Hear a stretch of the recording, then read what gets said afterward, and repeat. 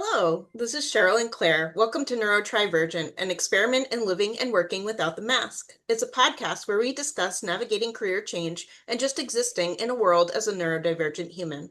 Each week, we pick a topic and talk about the initial thoughts, the pros and cons, and the balance of each concept. Then, try 2-week experiment and discuss how it went the following episode. I'm Sheryl, an ADHD adult, moving from being a professional nanny to a positive discipline trainer and a parent educator slash consultant. Claire is a late diagnosed ADHD adult and founder of Wizard's Way Career Path Mapping. Her business is a combination of career coaching for neurodivergent folks, plus e-courses and workbooks. If you'd like to learn more about us, our links are in the description. Claire, would you mind introducing our wonderful guest, Steph? Yes, hello. I was just thinking, and you might notice there's an extra person here today. Um, Hi. so this is Steph, and I met Steph in coach training through an organization called ADCA, which is the ADD Coaching Academy. Mhm. And it's a large group. So there's several people, and you only get to interact little bits with each of the other students. But at one point, I mentioned in the large group that I was really into using like fantasy and science fiction metaphors to frame personal and professional journeys. And almost immediately, I got a message from Steph saying, "Let's talk," or something like that. I can't remember exactly what you said. And so first of all, that was just like one of the most affirming things to happen to me because that doesn't happen Mhm. much. Much of the time, when I share those things about myself, I get these kind of like blank stares, as we talked about in the last episode. And so we met, and there was going to be three of us, and one of the people couldn't show up. So Steph and I got to spend time just getting to know each other. So I quickly learned that she is a published author in both contemporary romance and YA fantasy. And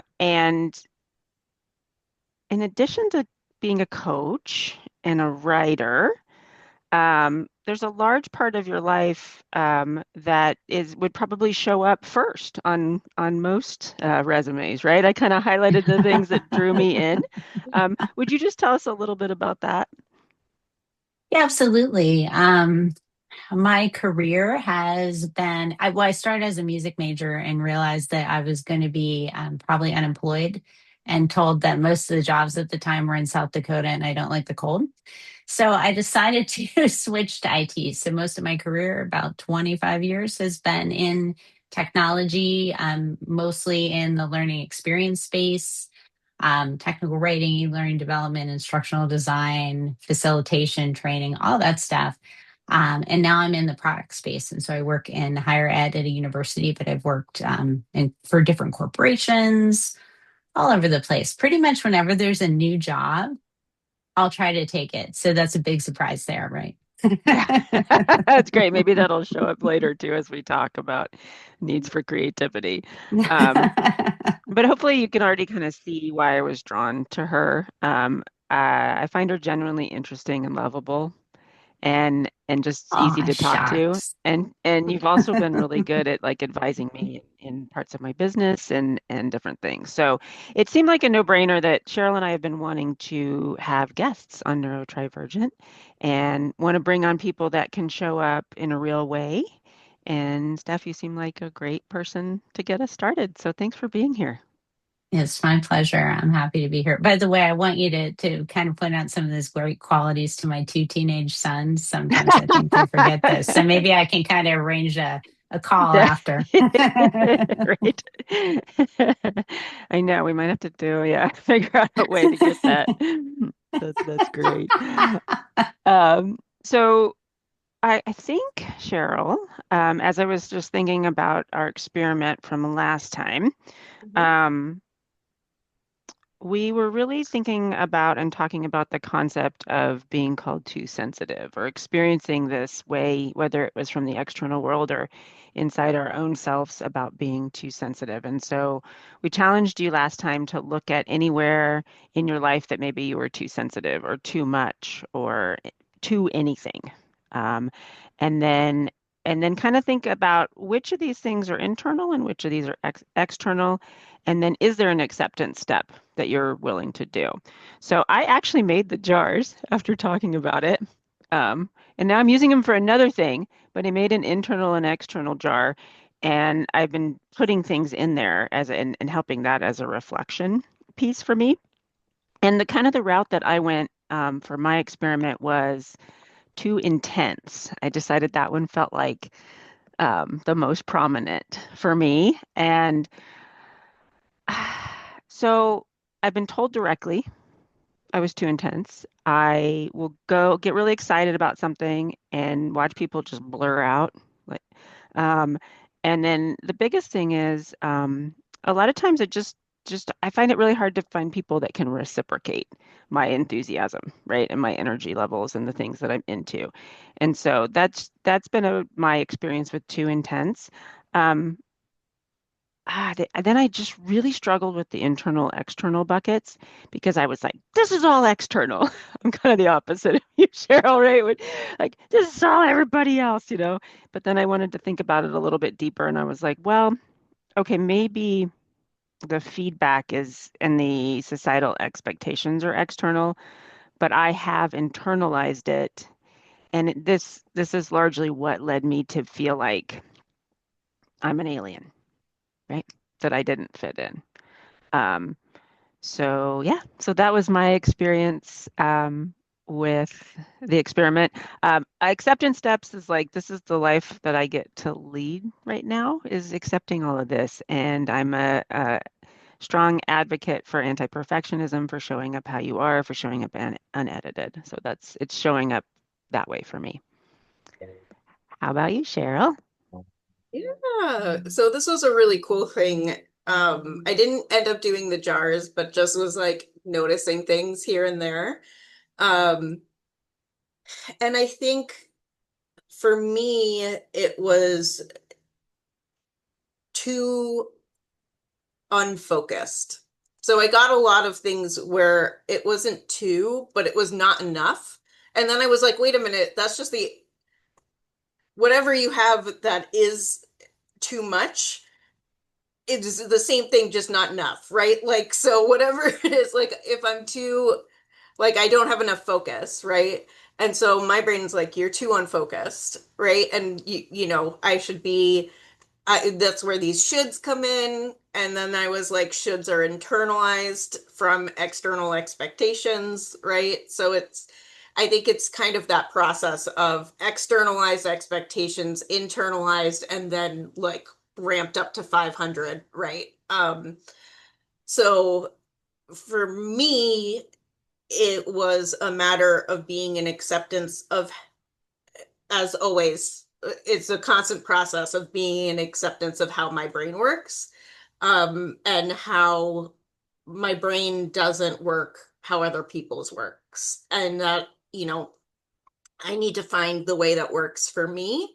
So, sitting down in front of a desk for hours at a time and working on something on one thing is not going to be an option for me, but having a series of things I can work on that I can choose from and figure out what things work for me, and then doing it on my phone in bed if I need to, or doing it, or sitting down, turning on the computer and doing it in small steps, or making sure that I have for really hard things, making sure I have a reward at the end of it, and like you know everything, like headphones so that I can not be distracted, and like asking for for space, because knowing that if someone interrupts me I will be enraged because I have my one focus, and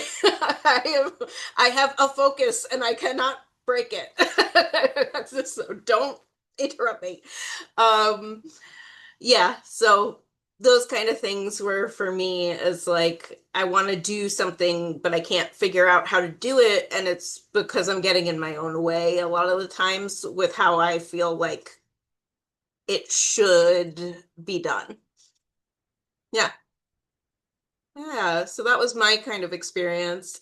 Steph, do you have any? experience with this of feeling like too much or internal, external pressures, all of those things? Yeah. My goodness. There's so much, I have to say. I think just kind of thinking about, and I'm going to break it out like it's going to be the same way, but I'm going to flip it a little bit for my understanding and tell me if I'm kind of getting it.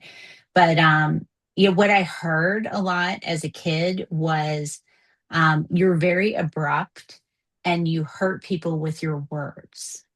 Mm. Now, bearing in mind that I'm probably the same person I was as a child, right? So, like, I internalized that I was a mean person. Mm. Now, I never really felt like a mean person, but I thought, I'm a mean person. I am not. Not a good person. I'm wrong. And so the way this manifested for me was just assuming other people are always right and that I should never trust myself in any situation because people could get hurt. Mm. And so I think that what this kind of looked like for me in terms of kind of taking that external feedback that lodged itself internally and then trying to act on that so that I can get rid of it. Really, what it came down to is realizing, wow, no, that is actually not true at all. And I am not. I live in Pittsburgh. It's Mr. Rogers' neighborhood. I had just always wanted to be a kind person. And, really what it came down to is folks that I was living with, my family didn't necessarily understand what, as you mentioned, Sheryl, the hyper focus, when you get pulled out of, what that looks like. Mhm. And then also, it was very much an environment where it was like, okay, we have to go right now. And you could be in the middle of something and it's like, no, we're leaving. And there would just be like, like, and even to this day, I will not do that to another human being. It was a lot. But basically, yes, got the too much all the time. Too talkative, too abrupt to everything, and then have just really tried to work on um, bringing myself back to my source of truth. So it's true for me. What do I know to be the reality? That's awesome. I Thanks. think that's great. I think I need that little recording to play over and over. Well, hopefully now you'll be There able you to go. get Now I have it. Ha ha. it. Well, good. Well, thanks You for can make one. diving You into make. I that. was gonna say you make one for my kids. I'll make one for you. Okay. Perfect. Perfect. Um, well, good. Well, thanks for that. So I think if we're ready, I'd love to transition us into the topic for today. And today we're really focused on the concept of creativity as a neurodivergent human and kind of looking at it from a couple of angles. One, I would love to hear just what each of you do to kind of be creative or what creativity means for you. So you can go any direction you want there. And then once we've all had a chance to kind of explain that, then let's come back and talk about what do those acts that we just described, what kind of how did they feed us? What did they do for us? Do they feel essential or not? All right.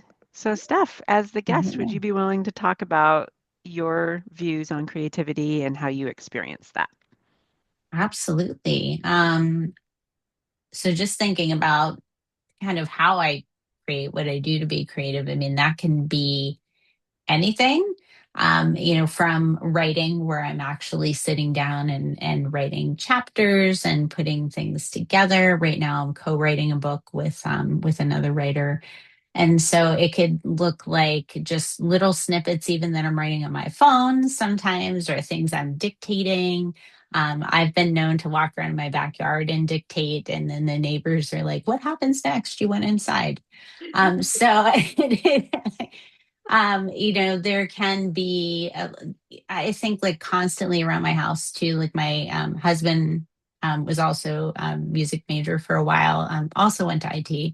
And so we have a very, very musical house. So basically, we can turn anything that's happening into a song in any given moment and just start singing. And so, like, there's a lot of singing, a lot of music playing in all different formats. My son recently got a stereo, and so it has a CD player. And he's like, "I love it, Mom. It's so old school." So we're re-envisioning that and thinking about the music and how it comes together, so I can be creative in what I listen to.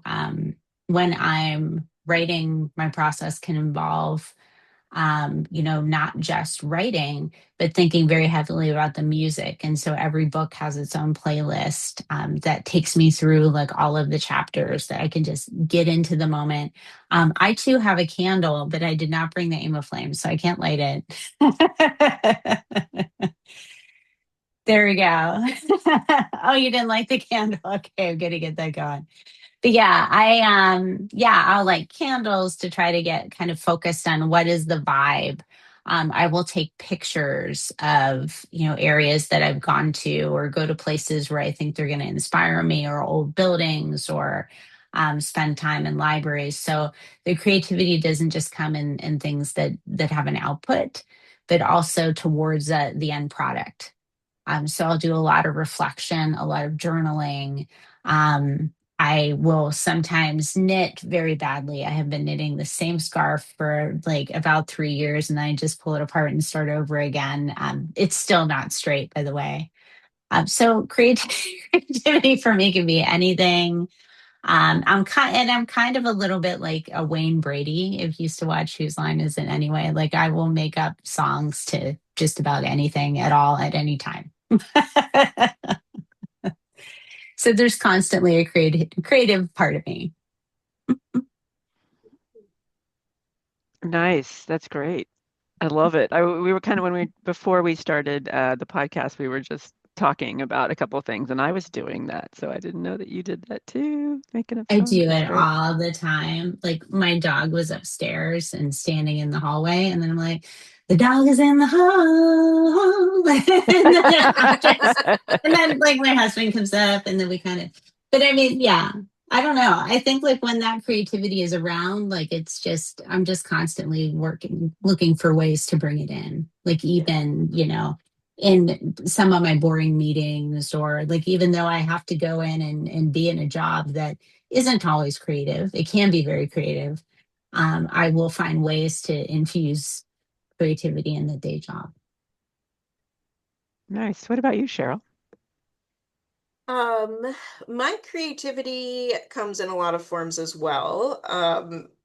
It is one of the ways that I allow my ADHD brain to kind of go free, because I have lots of half-finished projects, and that's okay, you know. Um, but I do have some actual finished projects as well. I love to write as well. I write my own little like children's books a lot of the times on things. And then especially as a nanny, I would do that a lot. I'd write like a little children's book that goes with whatever theme we were doing for the week. I write poetry a lot. That's like just something integral to myself that has been with me for a very long time. I also like to draw. I like to do little crafts here and there. I sew sometimes, just little things. It's just the movement. I think it's the same with like crocheting, where it's just like like I could just do the same movement over and over again, and it's just very like chilling out. I love music. I love listening to music. I love to play video games, and kind of explore different worlds in that way. Um, I like to read.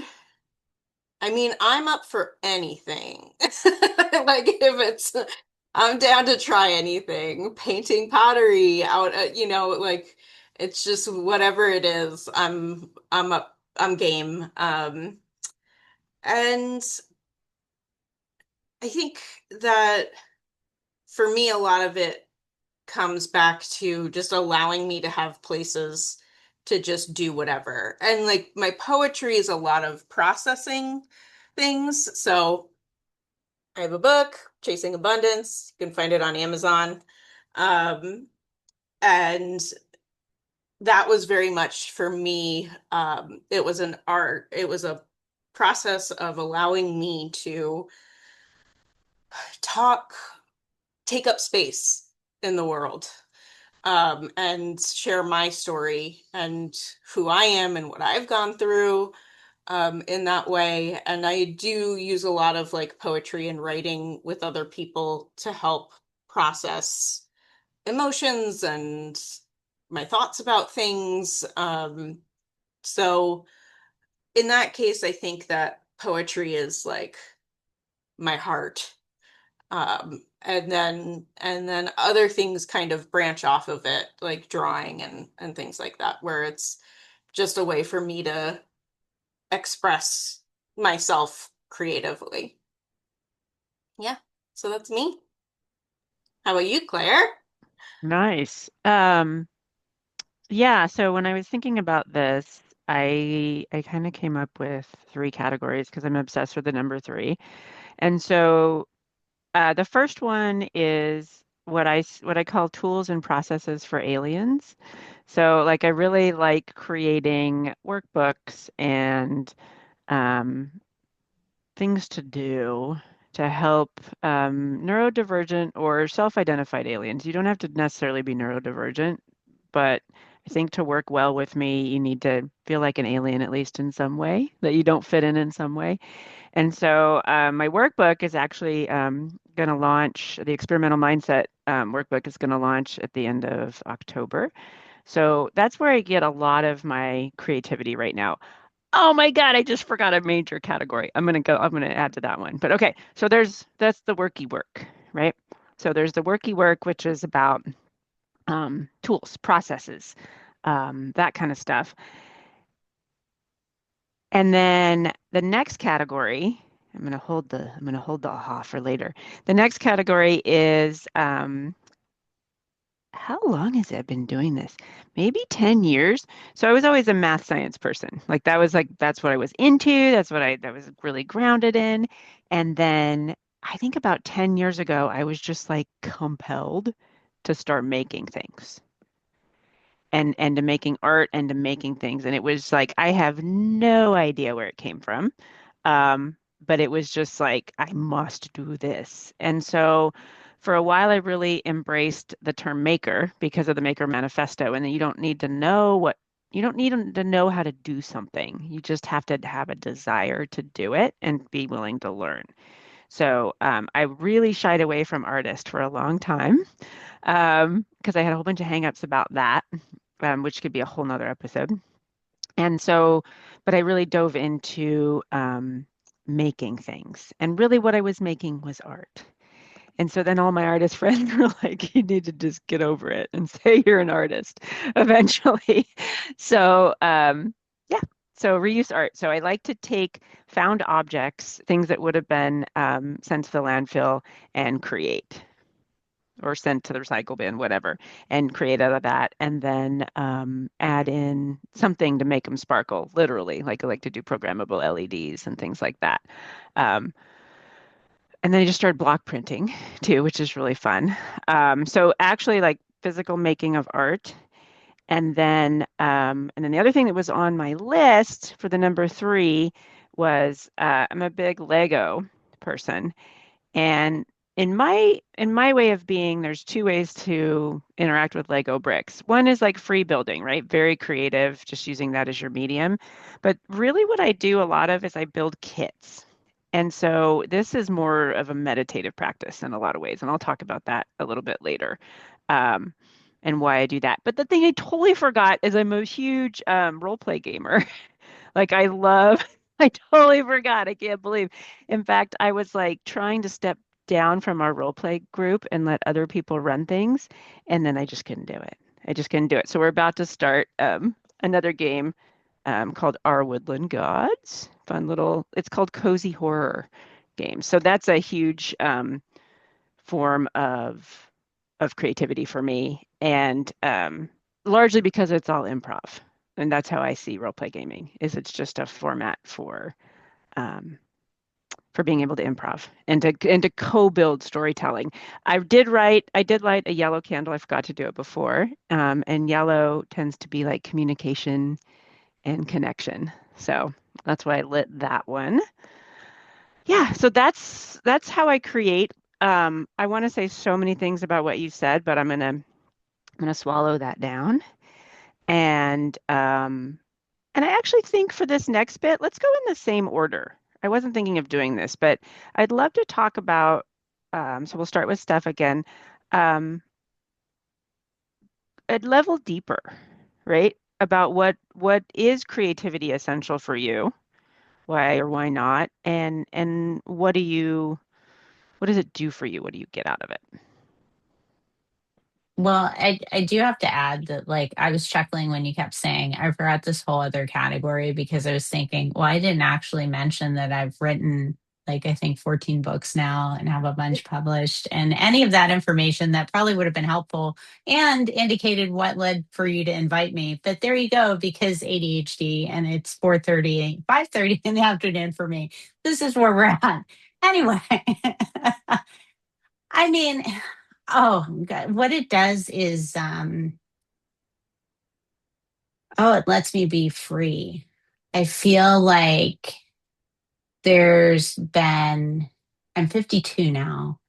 And so I would probably say until I turn 50, I was still trying to be a perfectionist and still trying to fit into a certain way of behavior and still trying to be what everybody needed and wanted. And so, like, a bunch of things happened like right before I turned 50. And one of them was that I decided, you know what, I need to stop writing for people who read my books. And I know that sounds really funny, but when you publish things and and I like to joke that I'm revered by dozens because, because not too many people heard of me. I write under a pen name, Stephanie Keys, Keyes.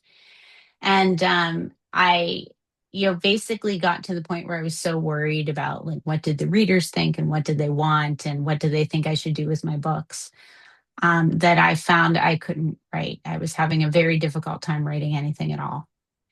And I decided, you know what, I'm going to stop marketing all my stuff like I had been on social media. I was the person always taking pictures of all the books and doing all these things. And I'm like, you know what, I'm just going to stop. And so the last two books I think I published, I just did the Taylor Swift, and I'm just like, here it is, bitches. Like, I just dropped it. That is no promotion. There you go. And so I think it's important for me to call out that, like, for maybe 2, 3 years, I really didn't write. And it was like something was broken, because that really, it feeds my soul. It just kind of helps me to just go and tell a story, not the way I think it should be told, but in a way that I want to read, that I want to see. um, and my husband always jokes too, like, I was a counseling major for a while, and he said, you work out all your major issues in your stories. And I'm like, yes, I do. And he said, you've really been counseling people for years. One of my books says the crisis hotline at the end. And, but it helps me to process. It helps me to not worry about, what others are going to think. And it allows me to go to places that maybe I couldn't go. So right now I'm writing aside from the co-writing a story which is set in Mackinac Island in Michigan. I'm also writing one set in Maine, and I'm not in Maine right now. So I'm able to pretend to go there, right? I can just kind of step away. And so when I'm spending most of my day dealing with things like AI, privacy terminology, and dealing with researchers who want to process their data safely, that kind of eats at your soul throughout the day. And so being able to come and pick up a story and look at it. I'm a big reader as well. So to listen even to something else, right? To whether it's an audiobook or pick up a tale and just escape, it just feeds my soul in a way that I didn't realize until recently. I actually participated in some coaching for work. And she said to me, you know, what you're not seeing is that your creativity fills up your well. And so the less that you do it, the more burnout you're going to be. And that is exactly what I had been seeing, you know, this whole time. And just in not writing and not doing really anything creative, I was just thinking, oh, I'll just focus on learning because I do love to learn. And that can mask itself as getting a chance to be creative, but it's not really the same thing. Mhm. So yeah. So I mean, I think for me it just gives me um when I'm really creative and I'm in a space, I'm like, yes, this is it. This is why I'm here. This is my purpose. This is the value that I add. And you know, it just kind of comes back to knowing myself and what I bring. And so that's what creativity gives to me. Aw, thank you, Steph. That was Mhm. awesome. Oh, thank you. Um, For me, I think, I mean, there's a lot of overlap there, right? Like filling up your well when I don't do it. Like, it's so funny because it's like, I'm like, in such a funk. What's wrong? Oh my goodness. And I sit down and draw something and I'm like, oh. So, oh, I'm feeling better. I don't- you know, so I relate with that tremendously. And it is one of the main things for me is filling up my cup and like the that it can operate completely outside of expectations, I think for me is a big thing. If I allow it to, obviously, but it's a thing that I can get there because a lot of times I just create for myself and it's not like commercial or anything, you know, so it's just me doing it for me. Um, and in that way it's like a completely selfless act that I think is proof for myself that if I the beautiful things can come from a completely selfish act. And it allows me to just do something for me, and not for anybody else. I mean, sometimes it's for other people, but for the most part, um, it's for me. So that's kind of like the solo creativity and what that gives me. There's also collaborative creativity, what we're doing right here, and role-playing games and video games and you know, just working on a project together with other people to make something really cool and something beautiful, um, is like such a beautiful way to connect with people. Um, I think that especially in this world, and especially when you're working for yourself or when I was a nanny, you could kind of get a little isolated. So being able to reach out to people and write with them, or you know, make something with a friend, or whatever it is, you know, that's kind of another big piece for me. So there's the solo, the collaborative, and then there's like expressive, where it's like, I just need to say this, and there's something inside of me and it needs to come out. Um, and I think that's where my kind of poetry comes in. You know, like drawing, I feel is more like technical a lot of the times rather than like there's this feeling inside and I need to get it out. Sometimes it's that way, but for me, more poetry is like there are these things inside of me that I feel and I just need them to be expressed. Like I don't want to, and I can't carry them on my own. And I need someone else to just witness this piece of me. Um, so so I think that that's kind of the three major things is the like fill up my cup for myself, be able to collaborate with other people and then the expressive aspect of it.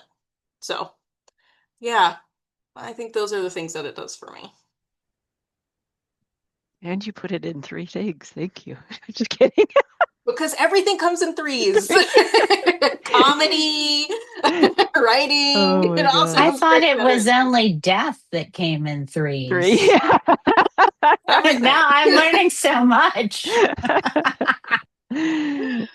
Oh. Uh, I I'm feeling really I'm really loving this. I'm writing down notes so when we talk about it because I'm feeling really expanded by your explanations, both of you. Um, so let me say a little bit, and then I'm really looking forward to moving into like a discussion phase here. Um, so the reason that I make tools and processes for aliens, like, is I feel compelled to do it, and this happens a lot to me. Like I was talking about before, like I just it's like this really strange internal drive. I think actually it's not that strange. I think it's a special interest. Now that I know more about especially autistic and ADHD special interests, I think it's as soon as something is a special interest to me, I am compelled to do it. Um, and I get told a lot. Well, and I used to be like a couple careers back, I was a high school teacher. And one of my favorite parts of teaching was curriculum creation, and so it's kind of there's a little bit of a loop that's come here. And um, so this is the piece that, yes, it's compelled, it's my special interest. And I do believe that there are people out there that can benefit, and that is very fulfilling. That feels really good. I love the idea about operating outside of expectations or not writing for everyone or all of the different versions of that showed up in your shares. And so that's kind of my take with this, even with the professional stuff, is that um, there are folks that this will help.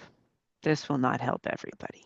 And that's okay. Like I don't, anytime I try to get into, oh, and my writing voice is very cheeky. Like every time I try to write in any other voice other than that, it's like I feel like someone's stabbing me in the gut and it's boring to read, So like having to be able to write almost like in my speaking voice is really important to me. Um, I'm gonna go out of order. The Lego is flat out stimming. It's full on stemming for me. It's repetitive physical action. It's sorting. It is a calming technique. And then like building kits, like we just built I think it's KiwiCo. It's like a little robotic spider that comes down from the sky when you walk under it. And so that's a connection with my son. That's something that we can like do together that we both find interesting. So that's really valuable. And then the actual making of art is it's my happy place. It is the stereotypical definition of flow where I can lose time. It's it just accesses a whole different part of my brain and my being. I'm just a very calm, intentional human when I'm there. And yeah, and I don't get enough of that for sure. And then I already kind of referenced a little bit about gaming is improv for me, and that's my social bit, right? That's my bit where I want to do with other people, and I want to not know where the story's going to go. I want it to be a surprise based on other people's input, and I want to have to react, and I want somebody to throw me like a horrible curveball when I'm leading a game that I have to try and figure out what to do. Like that's all just so much fun. So I think that's just pure fun. So I think I'm going to leave it at that. I'm curious um, about doing like a little check-in really quickly with strengths. I believe both of you have done some sort of strengths assessment. Yeah. Does creativity or curiosity or a version of that show up high on your strengths? Would you consider this something that's a part of you? Oh yeah, creativity was number one. Yeah. That was the Same. first one. Love of learning was, I think, 5 the last time I took it. Hmm. Yeah, it wasn't my number one, but it's high up there. I think love was my number one or something like that. And then love of learning, uh and then I think it was like creativity or something like that. Yeah. So, yeah, those were my three, I think. But it's up there high for me. It's important. Nice. And feel free, if you're comfortable staying off mute, feel free to stay off mute and we can just talk over each other. We all Yeah. have some version of ADHD. So I'm going to just open up the interrupting zone is on. So feel free. And actually, just to share really quickly, I actually see interrupting as a compliment um, most of the time, 80% of the time, because it shows somebody is like so inspired or excited by what I'm saying that they have something to add. So Yeah. I just want to put that alternate definition of interrupting out there. What's came up for you? I have a whole bunch of things, but I'm going to step back. What came up for you as you were listening to the other people talking? The thing for me, and this is just kind of blowing my mind. You're talking about this RPG as role playing, and I have only ever really thought of that as being Dungeon and Dragons. Hmm. Yeah. And for me, that there's a negative connotation there because my brother's like, well, you could come and be my dungeon master and you'd be fantastic. And I'm like, there's a big book with that. And it seems like a whole shit ton of work. And I don't know if we're allowed to swear on here. I apologize if I wasn't. You can You're edit good. me out. Yeah. But yeah, I was like, I don't know if I could hang with that. And then what you were talking about, I'm like, oh, that sounds firstly, I didn't realize there was a cozy horror, believe it or not. Like everything is cozy these days. I know, right? Um, I was trying to find like a cozy romance. What was it? A cozy mystery romance with paranormal elements. And I ended up, apparently it's a reverse harem. So that's a bit of an education. But yeah, you learn something new where you go. But anyway, yeah, I mean, that was kind of blowing my mind. I'm like, I want to go explore that and kind of check it out. But yeah, it's just so much of what you say, um, just in terms of, I don't know, just wanting to meet, either just kind of connect with people and kind of explore it. Like even the piece, especially that you mentioned earlier about your art and just how you never thought of yourself as an artist. Hmm. I never thought of myself as an artist for negative reasons as well, which we could spend a day and probably several therapy sessions going through. And, Yeah.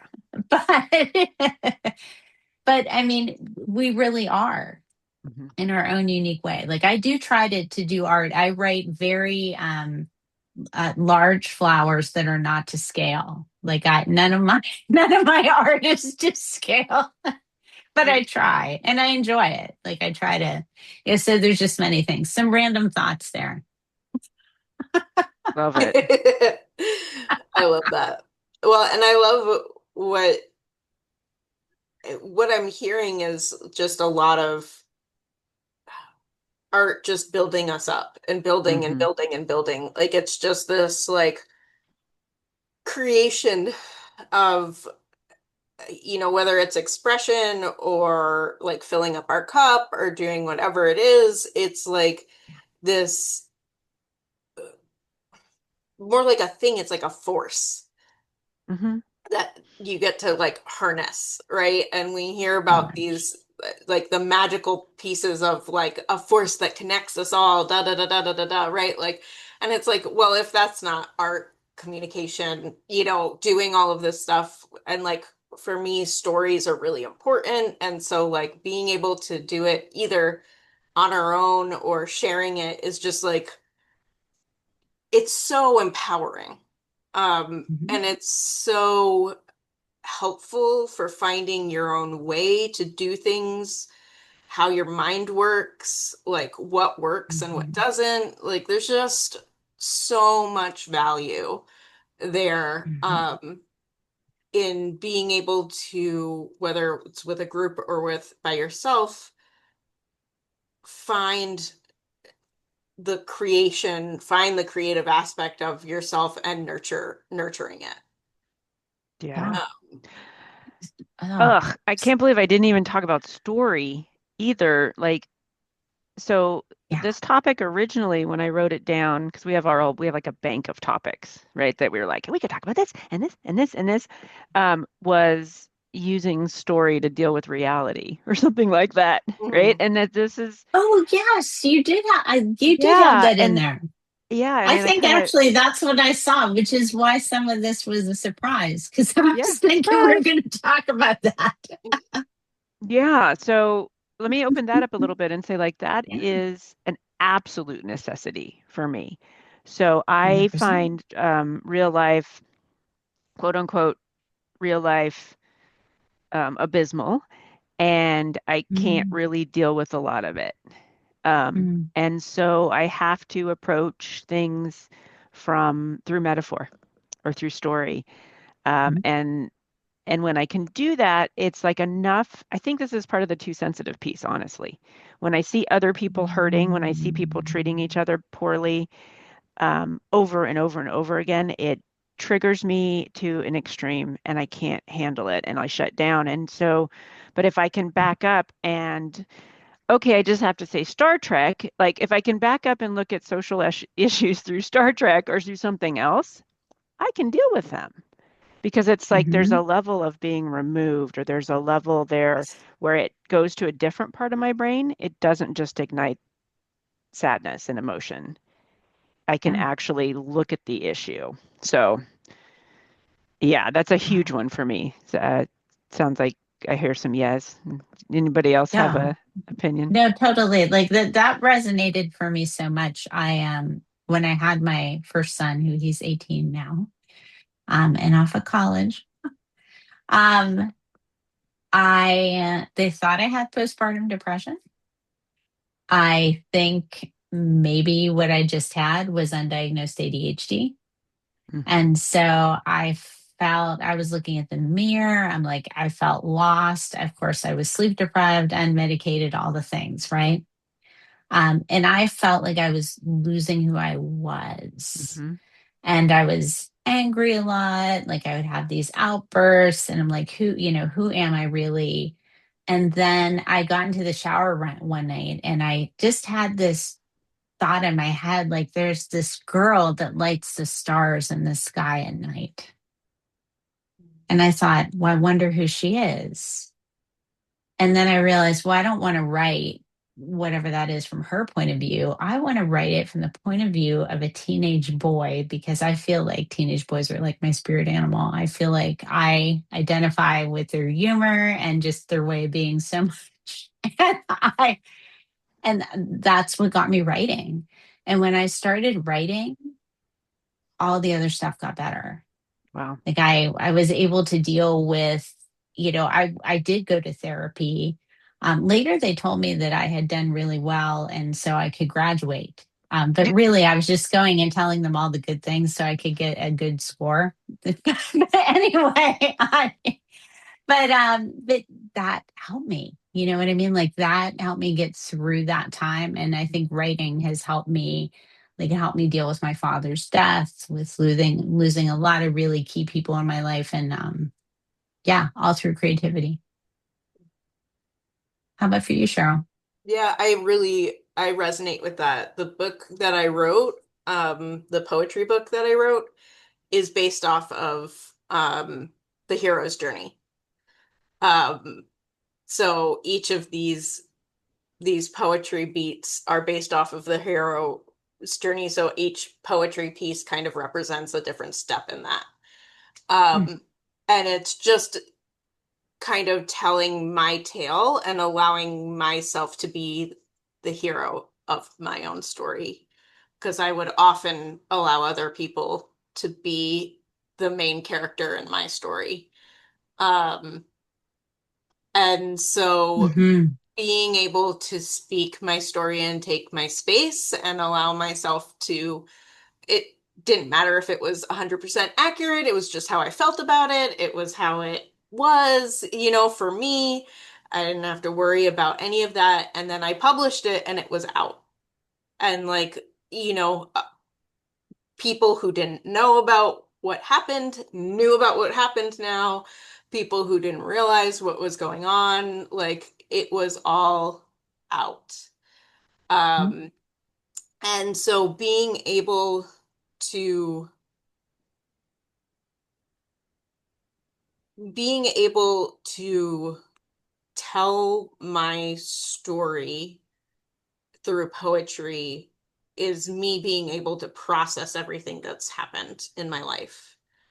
And so for me, it was really important, into just knowing who I am, and gathering my identity and my thoughts and being able to like kind of take back the narrative on my own life. And that, it's important to hear other people's opinions, but they are just that, opinions. And, I have also my own take on what my life was. Um, so I think for me, my poetry is really grounding. Um, and and that's my story that I get to tell. And then other people's stories that I am able to,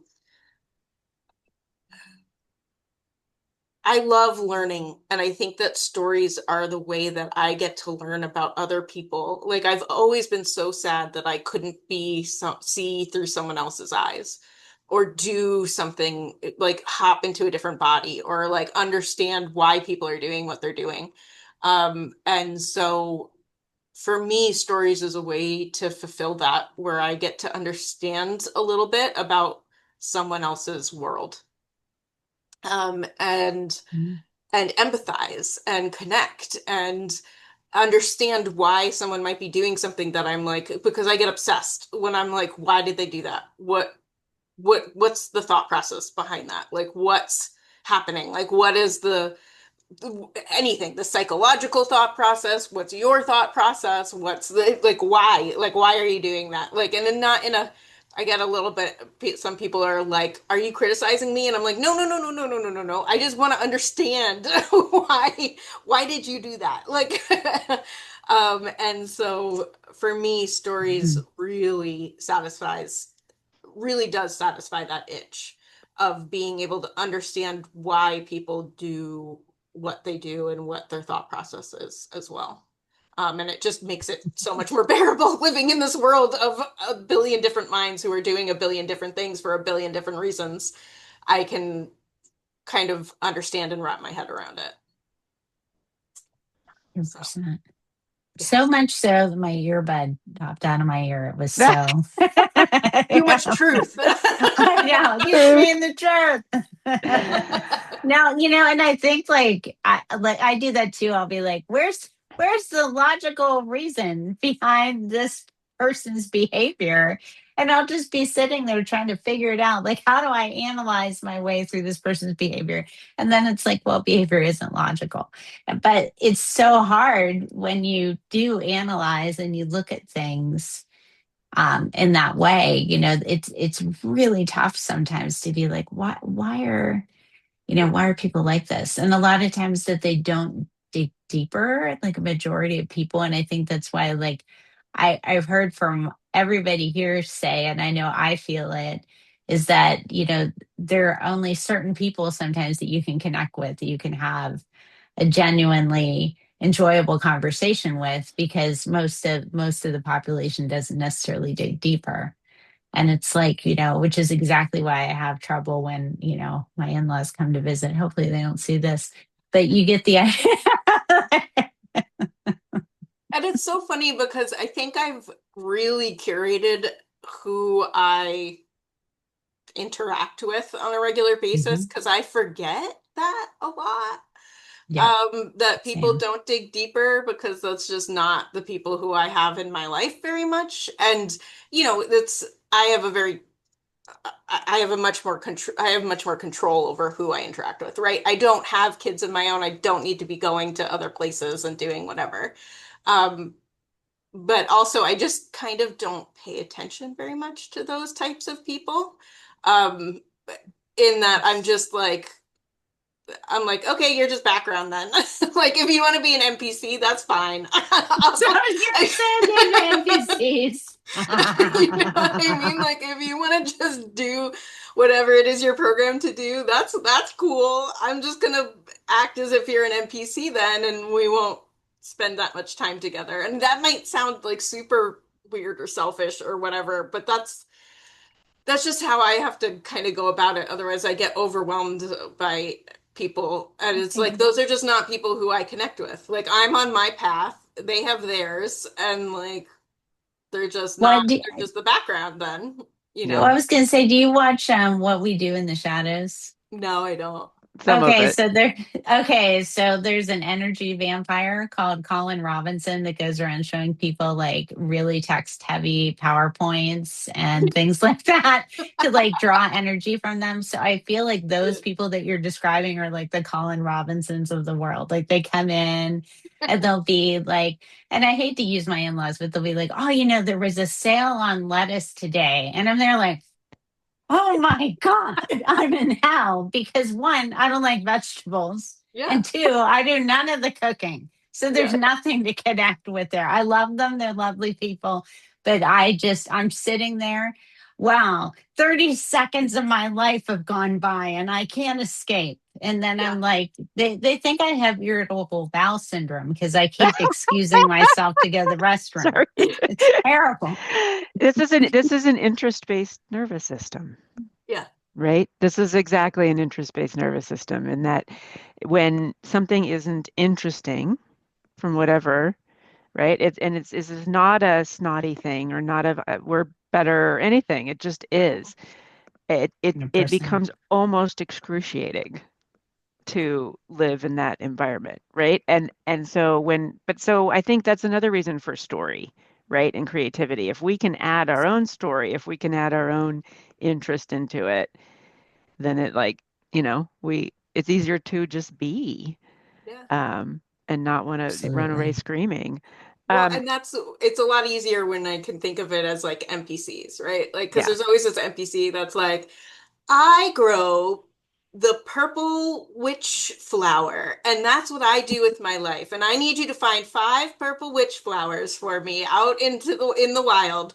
And I'm like, all right, like like this is just like a quest, and like whatever. Like this person's super into like whatever's happening in the weather, and like they're just like the standard like, oh, have you seen the way that the moon was really big last night? That's wild. And you're like, okay.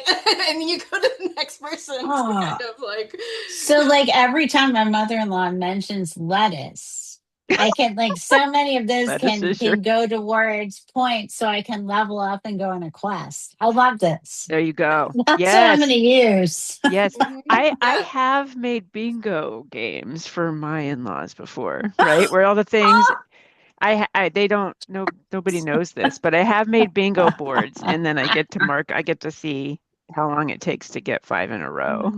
Yeah. Oh, that is so So, happening here. Oh, Yes. so Yes. I'm So gonna, I'm now oh, what gonna, you can do if you want to get on the good side of this NPC, bring coupons that you find during the day and say, I found these cool coupons. I hear you like sales. for And lettuce, maybe then they'll give you a key to a trunk somewhere that opens the flower box. I don't know. right? Like, I love this. This is So, amazing. I'm so, totally doing this. I have so, so so, many plans. for my 3 takeaways, and then please you all share yours too. So, one is story and gamification can make unbearable situations better, right? Two, and I don't know why this one always just feels like such a punch in the face, but in the best way. Being the main character in your own story or being a player character, at least, not being an NPC in your own story, right? And then the biggest one for me is just the concept of creating for self, and how different that is than creating for others. And it's okay if others benefit, but just what that feels like. So those are my big three takeaways for today. Anything you would like to add before we talk about an experiment? No, I will just add that I am absolutely making a bingo board for my next visitors coming over, but also the concept around that, really artist is what you define it to be, that you're a maker in your own right. And so that it's okay to claim that title. And so I love that very much. And then I just love also, just again, of course, the concept of story and continuing to put stories around those difficult things that are happening right now, which is, especially in higher ed, we have a lot of job stuff going on and a lot of challenges. So it's nice to kind of reframe that, especially in a time where it's difficult for me to really take any action because I can't. Yeah.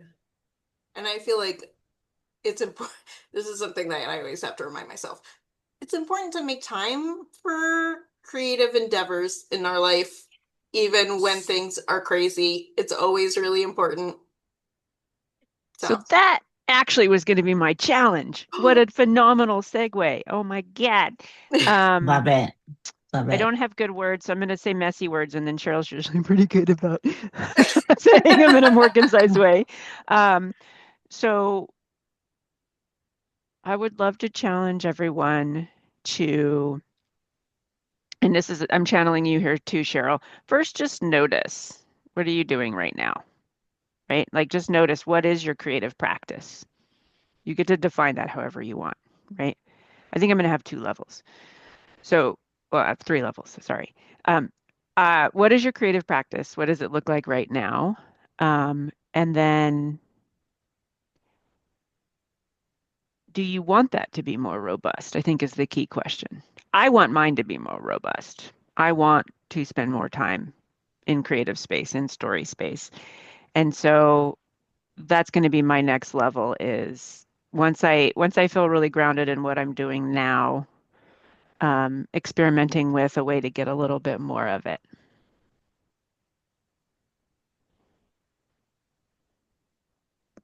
okay. But Right. So what I hear is notice your creative practice and then examine its robustness slash satisfaction Mhm. that you have with it. And if you're wanting more, then try a little experiment, you know, say, try something to get a little bit more of that. Yeah. Awesome. So we will have all of our links in the descriptions, but if folks would like to interact with you, Steph, or read your books or whatever, how could they find you? You can find author stuff at Stephanie Keys. It's KEYES.com. And I am all over the place in Amazon as well too. And from a coaching standpoint, you can find me at my new site because I'm kind of at the end of this program, but it's the ADHDreboot.com. So THE ADHDreboot.com. And so you can definitely reach out if you're interested in kind of giving your life a little bit of a reboot. Love it. How about you, Sheryl? You can find me at SherylTheNanny.com. You'll find this podcast. You'll find my book. You'll find what I do for work. All of it is at SherylTheNanny.com. Excellent. And you can find me, you can find professional me at wizards-way.mykajabi, KAJABI.com. I write on Substack and LinkedIn as @wizardclaire. If you're interested in weird improvisational role play gaming, I do have a Discord server, so you just got to reach out to me at one of my sites, and I'd be happy to add you to the server. And I'm currently not exhibiting my art anywhere, and I will think about that. All right. Thank you all so much. Really appreciate your time. Thank you. Thank you. Bye. Bye.